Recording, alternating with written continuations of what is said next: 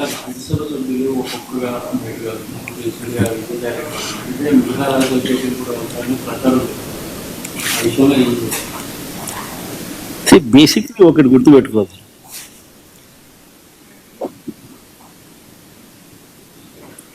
11 మంది మాకు రాజ్యసభ సభ్యులు ఉన్నారు. పోయిన వాళ్ళు ఎంత? 3 పోయినారు.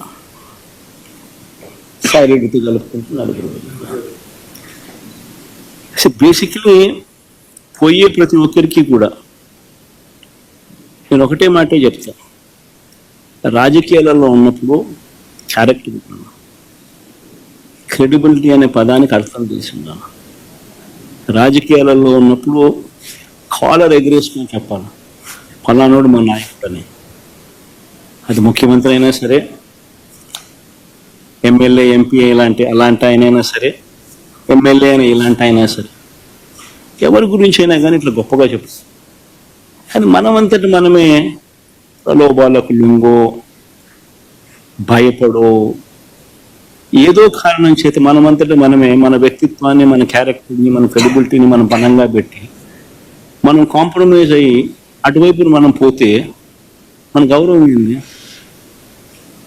మన వాల్యూ ఏంది, మన క్యారెక్టర్ ఏంది, మన క్రెడిబిలిటీ ఏంది? ప్రతి ఒక్కరూ రాజకీయాల్లో ఉన్నప్పుడు ఆలోచన చేసుకోవాలి. ఈ కష్టం అన్నది ఎల్లకాలం ఉండదు. డెమోక్రసీ అంటేనే 5 years, మ్యాక్సిమం నీకున్న కష్టకాలం 5 years. 5 years if you can just hold on, then your time will come.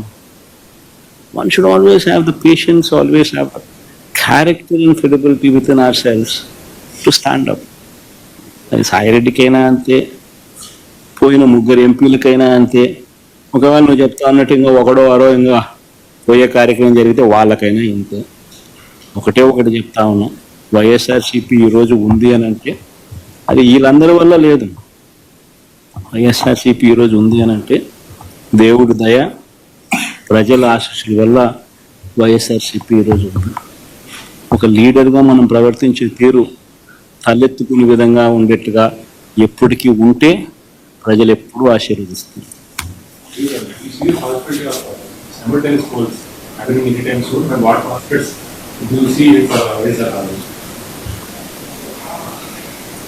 have seen this, the regime of TDP in these 9 months. I've given a detailed presentation. Do you think anybody would vote for him? I'd appreciate if you would vote for him. Sir, you've talked about how Jagan 1.0 and what all has done. Jagan 2.0 is what you're pitching. Yesterday, Andhra Pradesh IT Minister Nara Lokesh says 1.0, we saw the results public gave to Jagan. What do you expect 2.0 to come out of? Your response on this? It's exactly. I mean, whatever I had spoken to you, whatever I had spoken to, was yesterday telecasted. The message was also very clearly told, but very clearly communicated yesterday. So the most important thing is, I had given a detailed presentation today, and you have been a witness to that presentation. Now you tell me whether it is Lokesh or whether it is Chandrababu Naidu or whether it is Pawan Kalyan or Yallaya or Punnaya. Why would anybody vote for you? People would only vote for you only when you stand up to your word. Only when you fulfill what you have spoken in your own manifesto. You have given a word to the people. You have communicated that you will do so many things to people. You have spoken about Super 6, you have spoken about Super 7.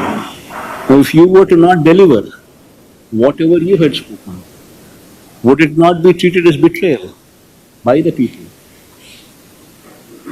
And if such betrayal is done by somebody, and yet that somebody has the audacity to speak these words.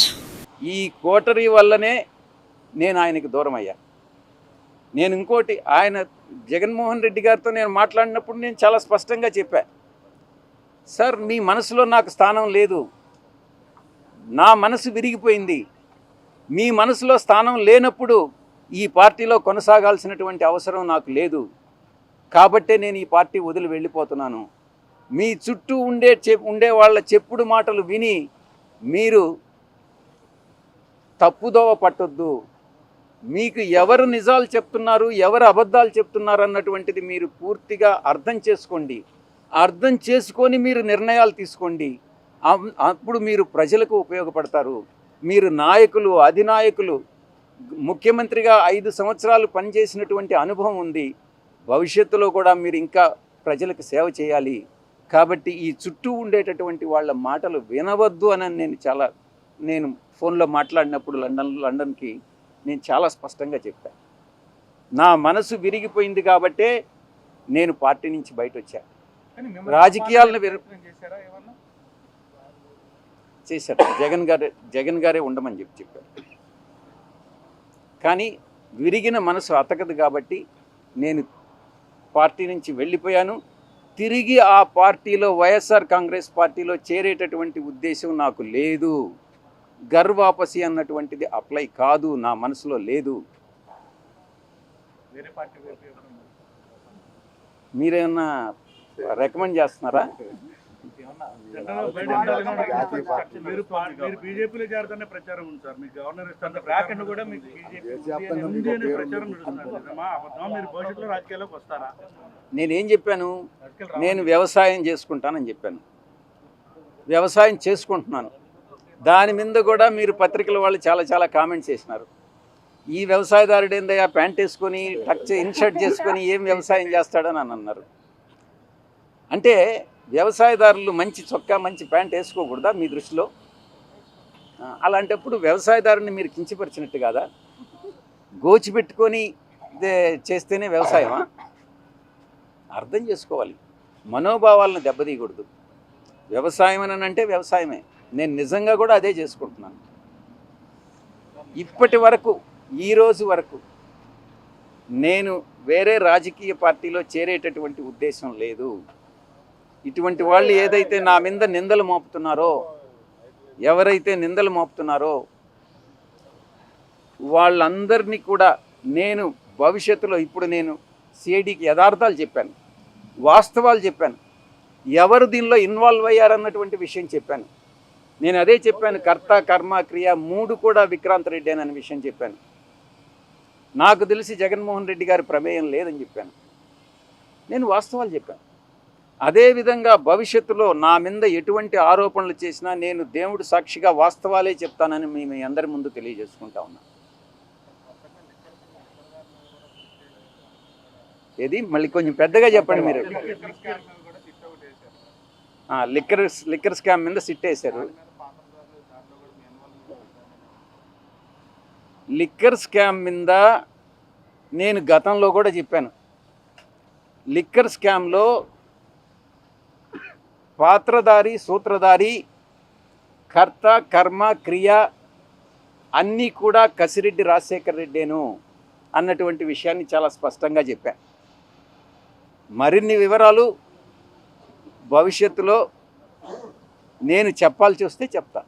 కానీ ఇప్పుడు అంటే ఇంతకాలంలో ఎప్పుడు ఈ సబ్జెక్ట్లో మాట్లాడని సాయిరెడ్డి గారు ఇప్పుడు సడన్గా పాత విషయాలు కూడా తెర మీదకి చెప్పే ప్రయత్నం జరుగుతుంది. దానివల్ల మీకు ఏమైనా ఇబ్బంది కలగదా? అంటే ఏ పత్రిక నుంచి? ఆర్టీవీ. మీరేమన్నా నన్ను ఉరేస్తారా? లేదంటే కొడతారా? చంపేస్తారా? చెప్పండి. ఆర్టీవీ రవిప్రకాష్ కదా, రవిప్రకాష్ ఏమన్నా ఉరేసేస్తాడా నన్ను?